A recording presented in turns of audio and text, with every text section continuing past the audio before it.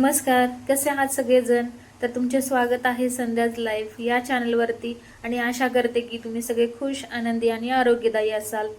तर काळजी घ्या स्वतःची. चार लोकांच्या विचारात आपले आरोग्य गमावू नका, हीच विनंती. तर चला व्हिडिओला सुरुवात करूया.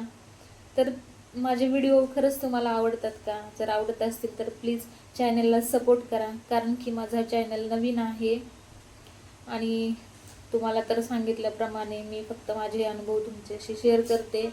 आणि का करते तर कसं आहे ना, लोकांवर विश्वास ठेवून पाहिला सगळ्या लोकांनी, किंवा कसं आहे ना, आता व्हिडिओ करताना मी कुणाचं किंवा कुणाच्या रिलेटेड ही व्हिडिओ बनवत नाहीये. ते फक्त माझे अनुभव शेअर करते मी तुमच्याशी. कुणाची नावं पण मला घ्यायची नाहीयेत.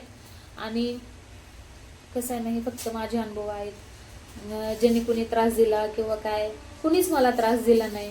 माझ्यात सगळ्या चुका आहे ना माझ्या स्वतःच्या आहेत, कारण की मी स्वतःपेक्षा दुसऱ्याला जास्त प्राधान्य दिले ना, त्याच्यामुळे ही कदाचित शिक्षा असेल. तर कसं आहे ना, की माझे जे अनुभव आहेत ना, की त्या अनुभवामुळे खूप कटू अनुभव आहेत आणि खरंच खूप त्या अनुभवांचा खूप त्रास होतो. असं म्हणतात की ते अनुभव, ते जे क्षण असतात त्याचं ओझं डोक्यावर घेऊन जीवन जगू नका. हे खरं जरी म्हणजे म्हणणं जरी बरोबर असेल तरी पण ते विचार नाहीत जात, किंवा ती लोकांची वागणूक किंवा आपल्या चुकांमुळे जे झालं ते डोक्यातून नाही जात. ते ओझं आहे ना माणसाच्या डोक्यावर राहतच. तरी पण मी प्रयत्न करते की ह्या सगळ्यातून आपण बाहेर पडलं पाहिजे. तरी पण कधी कधी त्याचा त्रास होतो खूप. म्हणून मी आहे ना, सांगायचं मला आहे की हे विचार किंवा हे माझे अनुभव तुमच्याशी शेअर करते, की जेणेकरून माझं हे दुःख थोडं हलकं होईल. आणि माझ्यासारख्या ज्या माझ्या मैत्रिणी असतील, भगिनी असतील, ताई दादा असतील, तर त्यांना थोडंसं की हां बाबा, आपल्यासारखं कुणीतरी आहे की ह्या परिस्थितीमधून जाते, किंवा ठीक आहे कोणी नसेलच, पण एक माझं मन हलकं होते म्हणून तुमच्याशी शेअर करते मी माझे सगळे अनुभव. कारण की खूप त्या गोष्टींचा त्रास होतो. कारण आजकाल लोकांवरती विश्वासच नाही. कोणी कसं माहितीये का, आपल्या प्रत्येक पर्सनल गोष्टी रडून रडून ऐकतात आणि जगासमोर त्याचा तमाशा बनवतात. कुणीही राहू द्या, घरातलं राहू द्या, बाहेरचं राहू द्या, विश्वास नाहीये कुणावर. धोकेबाज लोक आहेत. समोर गोड गोड बोलतात आणि मागून आहे ना खसकन सुरा खोपसतात पाठीत. मला तर खूप धोका मिळालेला आहे आणि ह्या धोक्यामुळे ना मी पार रस्त्यावर आलेले. त्याच्यामुळे ना आयुष्यात खूप काही गमवलेलं आहे. आर्थिक, मानसिक आणि शारीरिक हा लॉस खूप झालेला आहे माझ्या जीवनात. आणि तो लॉस भरून निघत नाहीये. त्याच्यामुळे आहे ना, आणि कसं आहे, तिथून जिथून त्रास झाला तिथून जरी अलिप्त झालं ना तरी लोक सुखाने राहू देत नाहीत. तिथंही त्या लोकांचं किंवा त्या लोकांचं असं सुरूच असते. आता हे व्हिडिओ जरी बनवत असेल तरी पण असेल त्यांच्यापर्यंत जात असतील, जाईनात का? कारण की मला कोणाशी काही देणं घेणं नाही, कारण की मला कोणी नाहीयेच. मी फक्त एकटी आहे. कारण की मी जेव्हा एकटी पडले होते, सगळीकडून हारले होते, त्यावेळेस कुणी आलं नाही माझी मानसिकता सावरायला. आणि आता थोडंसं मी स्वतःला सावरते, या सगळ्यातून बाहेर पडते, एवढं स्ट्रगल करते, माझी मानसिकता सावरते. मी खूप संघर्ष आयुष्यात, कुणी येत नाही सावरायला.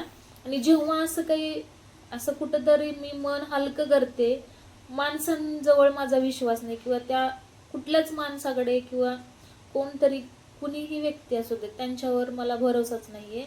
त्याच्यामुळे माझं थोडंसं मन हलकं करते या माध्यमातून. तरीही लोकांना त्रास आहे. म्हणजे मी अजूनही दिवस माझे गुलामीतच जगावे, अजूनही मी त्यांनाच भिवून राहावं, असं असं असते. तर हे सांगायचं की मी फक्त माझं मन हलकं करते, तेही लोकांना बघवत नाहीये. त्यातही मला सुखाने जगू देत नाहीयेत लोक. मी करायचं काय? जगायचं कसं? की बाबा एवढ्यातून तरी मी थोडं स्वतःला बाहेर काढते, स्वतःला सावरते. त्याच्यातून ही लोक मला म्हणजे टॉर्चर केल्यासारखं करतात.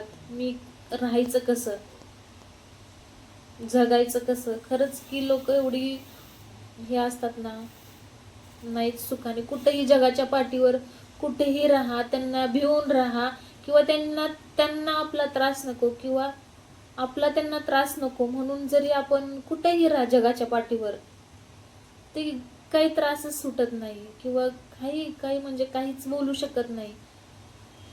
खरंच नको हे ना असं.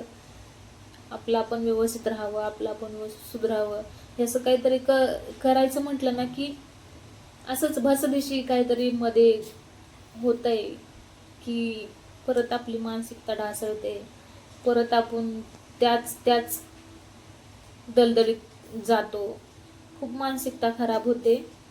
पण ठीक आहे, असो. कोणाला काय बोलू शकत नाही ना आपण. आपणच जशाच तसे राहिलो असतो ना, कुणी आपल्या नादी लागलं नसतं. आणि आजकाल कसं आहे ना, पैशाला किंमत आहे. आपल्याकडे जर आपण स्वतःला जपलं असतं, पैसा जपला असताना, कुणी बोट करून किंवा कुणी आपल्याला बोट केलं नसते, किंवा कुणी आपल्याला बोललं नसतं. हे असं असतं ना. आणि ते कसं झालं माहितीये का तुम्हाला, मी वारंवार व्हिडिओमध्ये सांगते की बाबा जिला खरंच सपोर्ट असतो सगळ्या गोष्टीत, खरंच सगळ्यांचा सपोर्ट असतो ना, तिच्या कुणी नादी लागत नाही.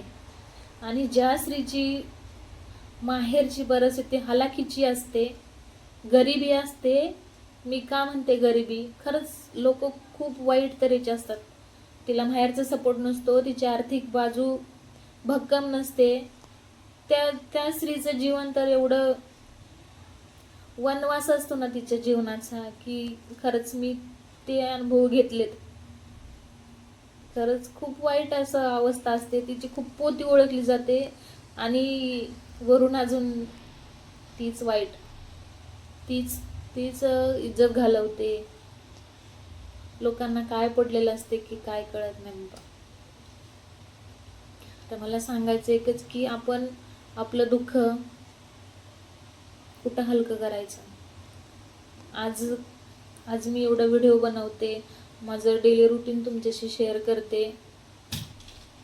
मला खरंच खूप बरं वाटतं, की खूप म्हणजे खूप असं हलकं वाटतं की हा बाबा कुठेतरी कसं तरी खूप म्हणजे खूप मानसिक समाधान भेटतं.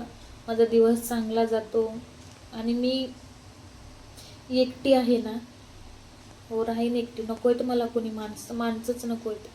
माझं जीवन एकटं आहे. मी स्वतःला सांभाळायला खंबीर आहे. मी कोणाची गरज नाही आहे, कारण की इतके दिवस खूप वर्ष मी लोकांच्या मनधरण्या केल्या. काय मिळालं मला, चांगलं राहूनही लोकांनी मला वाईटच ठरवलं. त्याच्यामुळे नकोत आता ती, त्यांची सावलीही नको कोणाची, कुठलीच माणसं नकोत.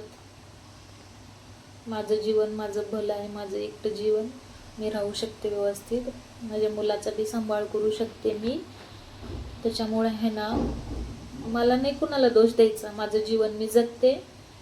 आणि खरंच सांगायचं हे असं की हे असे असतात लोक, ती फक्त मनस्थिती तुमची खराब करायला बसलेली असतात. स्वतः तर कुठला आधार दिले नाहीत. नाही तसं जाऊ द्या आता. तर धन्यवाद.